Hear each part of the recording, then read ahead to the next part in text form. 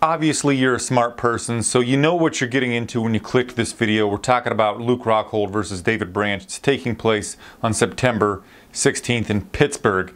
I want to say out of the bat that I think Luke Rockhold is rightfully a minus 400-ish favorite because it's a favorable stylistic matchup for him. But I want to mention a few things that I think should worry people that are going to parlay Luke or big Luke Rockhold fans, if there is such a thing. And that one is Luke has been out since June of 2016, losing by KO to Michael the Count Bisping. The last time the middleweight division was fantastic ever since Michael Bisping has refused to defend his belt against a top contender, but I digress. The next thing is that Luke Rockhold, he doesn't seem like his mindset's been in the right place since losing his belt. He's been a crybaby in the media at least, or that's how the media has portrayed him, and I worry about his mental state. Now, for things that are actually meaningful, he doesn't seem to be a guy that changes anything up. He's not a one-trick pony, but he doesn't have a lot of diversity. Sure, he's a long, rangy striker with a lot of power in his kicks and punches. He's a really good grappler. He's a super huge dude for the division, really strong as well. But the reason why he got knocked out by Michael Bisping was because he does the same thing every time he throws a right hook. He leans off to his left and he drops his right hand, leaving him wide open for the left hook. Like Michael said, left hook Larry.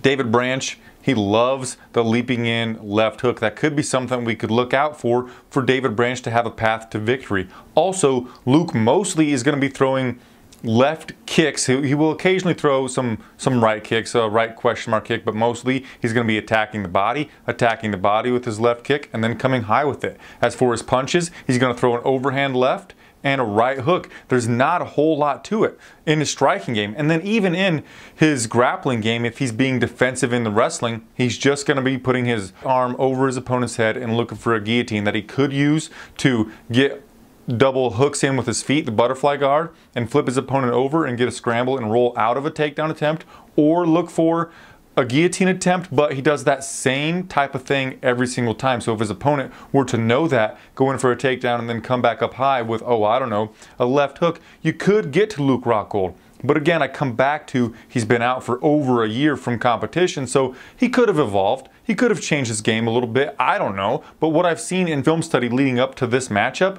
it doesn't give me a lot of hope that he's changed anything. With that said, at the beginning, I think it is a favorable stylistic matchup for him because he's the younger guy, only by 4 years, and even though he's at a 4-inch reach disadvantage, I think he is the longer fighter as he does have kicks.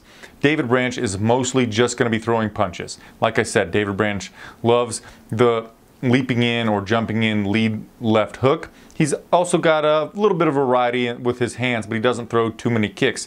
In terms of the takedown game, David Branch really excels there, but Luke Rockhold off of his back, again, he could hit that guillotine attempt to switch position, but he's also really good at getting out of dicey predicaments. He's really good with just using his physical strength to stand right up, but he's also really attributed to searching for underhooks, getting to his feet, reversing position, and he could throw triangle chokes off of his back, and if he gets his opponent down and gets on top of them, even though David Branch does have quite a wrestling background, he is known for his ground and pound and his top control in mixed martial arts.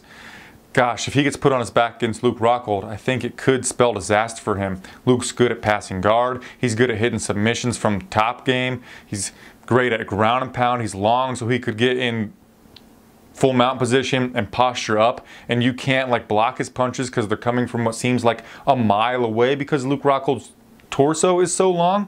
And in the end, I just see that Luke Rockhold is going to get this victory probably via submission because David Branch is going to be trying to close that distance ferociously, try to get past those long kicks of Luke Rockhold. The fight's going to go to the ground, and Luke's going to implement a sweep to, I don't know, Kimura attempt, but I do think that Luke Rockhold is going to win this fight via submission in, oh, I don't know, I'll say round number 3. Now, I'm going back to the beginning where I'm worried a little bit about Luke Rockhold's game. I'm not counting David Branch out. I just think this is a favorable matchup for Luke Rockhold. He will get back in the winning column, but I do not think he should leave Eugene S. Robinson's Lost Battalion just yet. So again, Luke Rockhold, 3rd round submission. Tell me who you're picking in the comment section down below. Please give the video a thumbs up. I'll see you on my next one.